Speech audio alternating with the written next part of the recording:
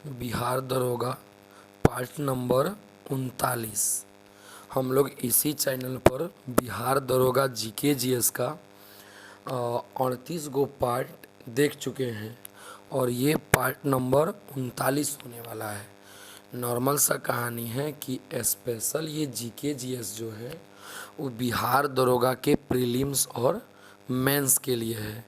अगर आप यहाँ से बिहार दरोगा के जीके जीएस को तैयारी करते हैं तो नॉर्मल सा कहानी है, एक भी सवाल छूटने का कोई भी चांस नहीं है, क्योंकि लगभग हम लोग 10,000 सवालों को देखने वाले हैं। हाँ, कुछ दिन से वीडियो नहीं अपलोड किया गया है, लेकिन आज से पुनः रेगुलर हो रहा है।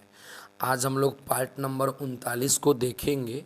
देखिए, चैनल पर लगभग बिहार दरोगा के 10,000 केवल क्वेश्चन होंगे और उसका एक्सप्लेन जो होगा वो अलग है। यदि आप क्वेश्चन और एक्सप्लेन दोनों कंप्लीट कर लेते हैं तो बिहार दरोगा के जीके जीएस का कोई टेंशन ही नहीं रह जाएगा।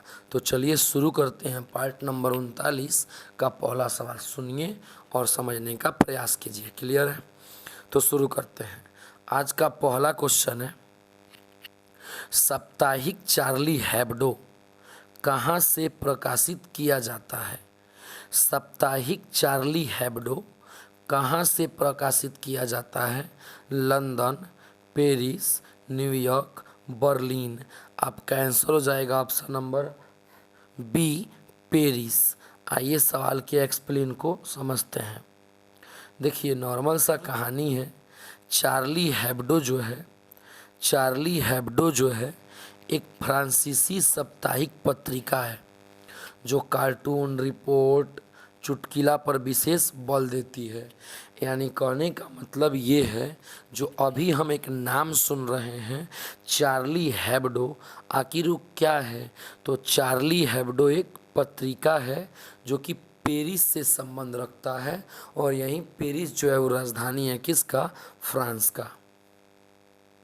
अगला एक्सप्लेन, चार्ली हेब्डो फरवरी 2006 में इस्लामी पैगंबर मोहम्मद का कार्टून छापने को लेकर चर्चा में आया था।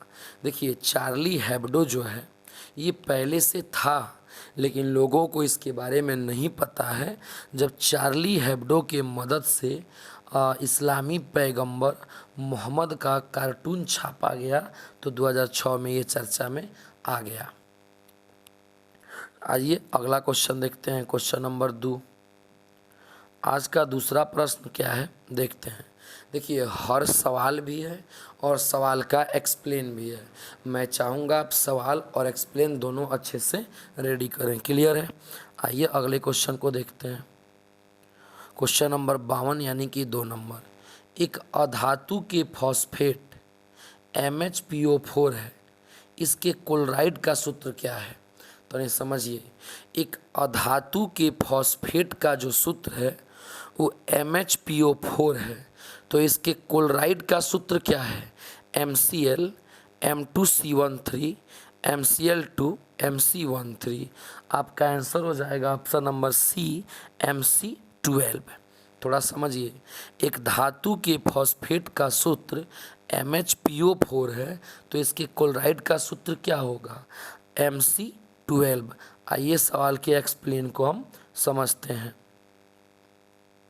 पहला पॉइंट, देखिए, इसके क्लोराइड का जो सूत्र है वो हम लोग गलत पढ़ रहे थे। इसके क्लोराइड का जो सूत्र है MCCl2, MCCl2 होगा। इसका उपयोग फॉस्फेट उर्वरक के निर्माण में होता है।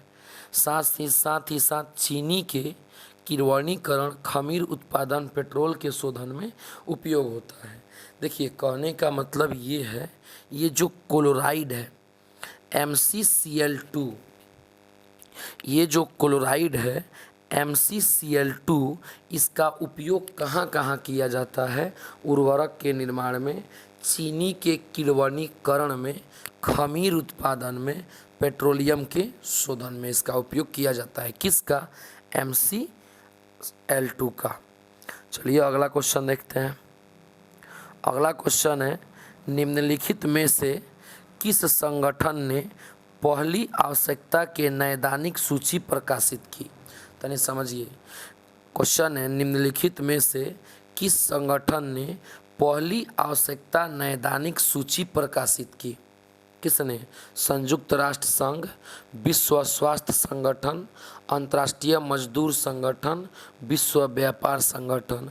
आपका आंसर हो जाएगा ऑप्शन नंबर बी, विश्व स्वास्थ्य संगठन। क्लियर है ना? आइए इसके एक्सप्लेन को अच्छे से समझते हैं। आप सुनेंगे और लिखेंगे तो जल्दी ही याद होगा। एक्सप्लेन का है, देखिए, विश्व स्वास्थ्य संगठन ने मई 2018 में आवश्यक नैदानिक सूची का पहला संस्करण जारी किया।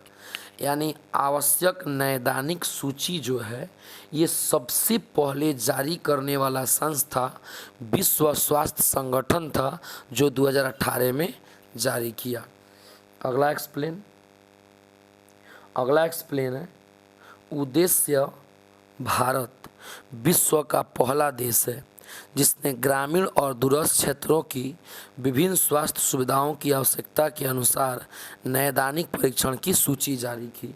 माने भारत जो है ना, वह विश्व का पहला देश है जिसने ग्रामीण और दूर के क्षेत्रों में स्वास्थ्य की सुविधाओं को जारी किया।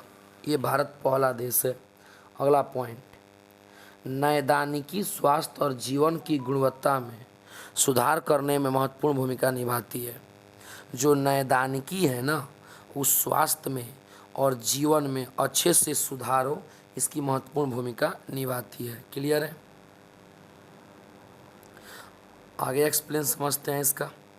देखिए, यहाँ कुछ संगठन का नाम दे रखा है, जैसे संयुक्त राष्ट्र संगठन, ये 24 अक्टूबर 1945 में बना। विश्व स्वास्थ्य संगठन जो 7 अप्रैल 1948 में बना। अंतर्राष्ट्रीय मजदूर संगठन जो वर्ष 1919 में बना।